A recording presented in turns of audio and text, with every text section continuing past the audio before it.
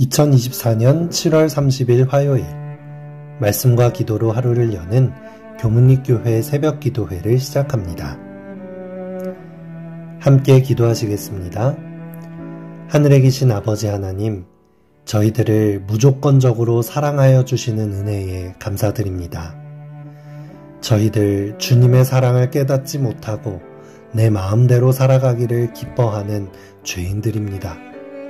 오늘 이 시간 말씀과 기도를 통하여 저희를 사랑해 주시는 하나님을 만나고 우리의 뜻보다는 하나님의 뜻대로 살아갈 수 있도록 믿음과 용기를 허락하여 주시옵소서. 저희들의 삶에 내려주신 주님의 율법을 따라 순종하며 살 수 있는 힘을 주시옵소서. 예수 그리스도의 이름 의지하여 간절히 기도드리옵나이다. 아멘. 성도 여러분 안녕하십니까? 이번 주는 한 주간 부조와 선지자 27장 이스라엘에게 주신 율법 파트를 함께 읽어보면서 기도로 주님 앞에 나아가려고 합니다.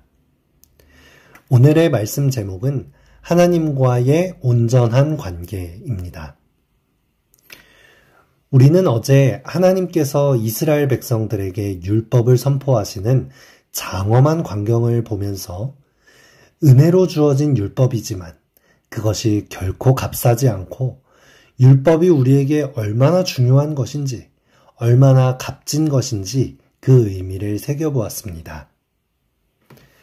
오늘부터는 이렇게 하나님께서 직접 말씀하시고 직접 써주신 값진 율법의 계명들을 하나하나 짚어보면서 십계명의 의미를 생각해보는 시간을 가지려고 합니다.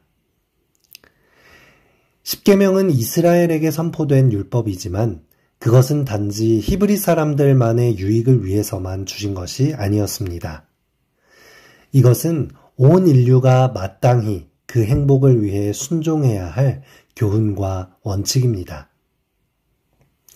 십계명은 모든 조항이 사랑의 대원칙 위에 기초를 두고 있습니다.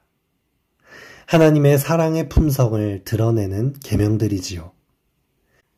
예수님께서도 모든 계명을 한 말씀으로 정리하시기를 내 마음을 다하며 목숨을 다하며 힘을 다하며 뜻을 다하여 주 너희의 하나님을 사랑하고 또한 내 이웃을 내 몸과 같이 사랑하라 라고 말씀하셨습니다. 우리는 때로 율법이나 계명을 강제적으로 지키거나 벌을 받지 않기 위해 지켜야 할 조건적인 것으로 생각할 때가 있지만 율법은 결코 우리를 얽매는 계명이 아니라 그 속에 하나님의 사랑의 품성이 담겨 있다는 것을 우리는 꼭 기억해야 합니다. 하나님의 말씀과 계명은 무조건 사랑의 동기를 가지고 있습니다. 첫째 계명을 볼까요? 출애굽기 20장 1절에서 3절의 말씀입니다. 하나님이 이 모든 말씀으로 말씀하여 이르시되 나는 너를 애굽 땅 종되었던 집에서 인도하여 낸 내 하나님 여호와니라. 너는 나 외에는 다른 신들을 내게 두지 말라. 우리는 첫째 계명을 통해서 볼 수 있습니다. 십계명을 반포하시는 하나님께서 가장 우선순위에 두신 것은 하나님과 우리의 관계성에 있다는 것을 볼 수 있습니다. 당신께서 우리를 구원하신 분이라는 것을 명확히 말씀하시며 그렇기 때문에 다른 어떤 신들과는 대체될 수 없다는 것을 말씀해 주십니다. 강제로 우리의 경배를 요구하시는 것이 아니라 먼저 우리에게 다함없는 사랑과 구원을 베풀어 주시는 분이시기에 하나님께서는 우리의 사랑과 존경과 경배를 받으실 자격이 있다는 것을 말씀해 주시는 것이죠. 다른 어떤 것들도 하나님을 대신하여 첫 번째 자리를 뺏을 수 없습니다. 사단의 유혹은 항상 이 첫 번째 자리를 하나님 외에 다른 것으로 대체하려는 시도일 것입니다. 두 번째 계명도 마찬가지입니다. 너를 위하여 새긴 우상을 만들지 말고 그것들에게 절하지 말며 그것들을 섬기지 말라. 나 내 하나님 여호와는 질투하는 하나님인즉.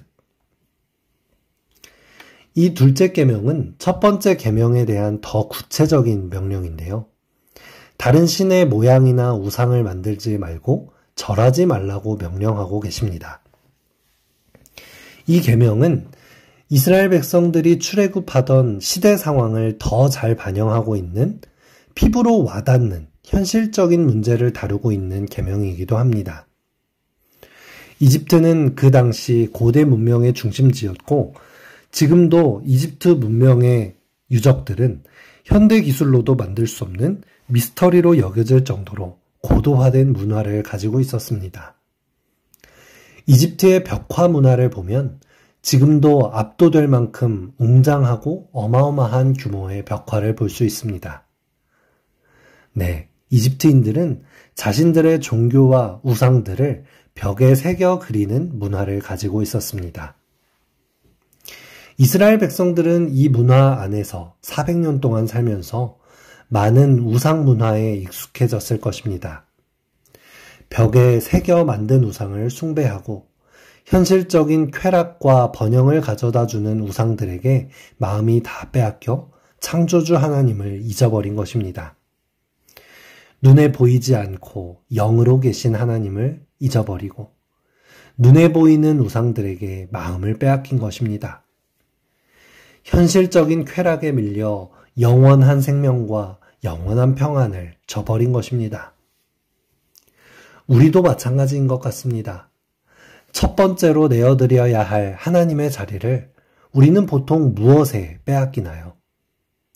눈에 보이는 것들, 현실적인 것들, 당장 내 삶을 기분 좋게 할 쾌락적인 것들에 우리 마음을 빼앗기다 보면 하나님을 뒷전으로 미루게 되는 것이죠.